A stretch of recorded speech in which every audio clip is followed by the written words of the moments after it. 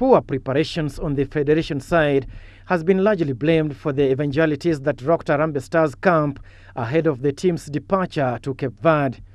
Despite having the schedule for the World Cup qualifier matches for months, Football Kenya Federation, just like in many occasions, had not made prior arrangements to settle their players' allowances or reimburse international players their flight tickets cash. This is what led to a strike by the entire team, who said they can no longer trust FKF and wanted all their allowances before leaving for Pereira. Reports from the Ministry of Sports indicate that all the money for allowances and travel arrangements was available to the federation as soon as the team won 1-0 against Cape Verde on Friday. Ukiona preparation yao kuingia kwao camp, ukiona hata usafiri pia kidogo uliwachelewesha, na hiyo ina affect psychology ya wachezaji kucheza game. Government tusaidie, ikuje isaidie na federation, wa bring motivation kwa wachezaji, mambo ya pay nini wachezaji wanalia. This is not the first time the FKF and international players have differed, with a similar scenario involving Kenyan internationals McDonald Mariga and former captain Dennis Oliech being victims 3 years ago. Mchezaji akiwa na raha, akiwa na moods, ukimpata zoezi atafanya. Unaona kama Tanzania they are doing better. Juu ya nini? Wanajali sila wachezaji wao. Mchezaji anataka avae vizuri, avae nguo mzuri, anunue viatu vizuri, manukato, abadilisha, afanye stare zake, ndio roho itulie kwa mpira. Football lovers in the country are now demanding for players to be treated with fairness and the respect they deserve for turning up for national duty, and that their allowances should always be paid up front. Kenyans on social media continue to pour their rage towards Sam Nyamweya and his officials, calling for a revolution. The government has also been put on the spotlight for being a spectator when it comes to matters concerning Harambee Stars and only showing up when it is too late.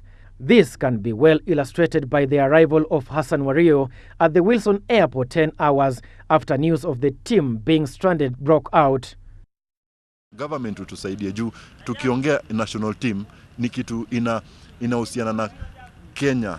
Naweza rudishia President Uhuru shukran juu ya effort amekuwa akifanya, hata show example kwa na Gor Mahia. Amekuwa example kwa wale ma president watakuja kukua. So mimi na msupport, aendelee kusupport Kenya.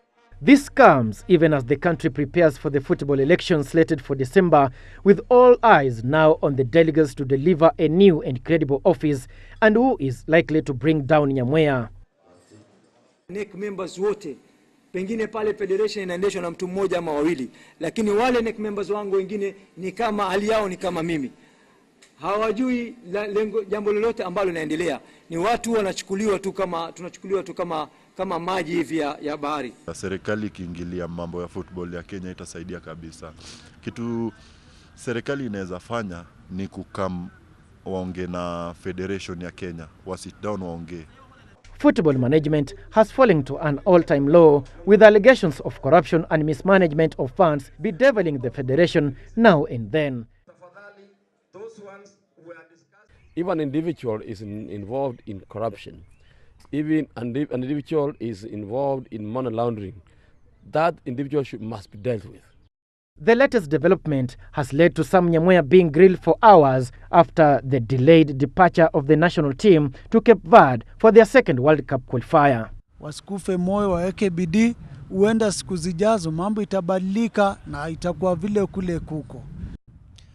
As Harambee Stars left the country yesterday for Cape Verde for a World Cup pre-qualifier match against the Blue Sharks, the mood among the boys was not motivating at all, but the boys have said they will fight on. Francis Silva, GBS Sport.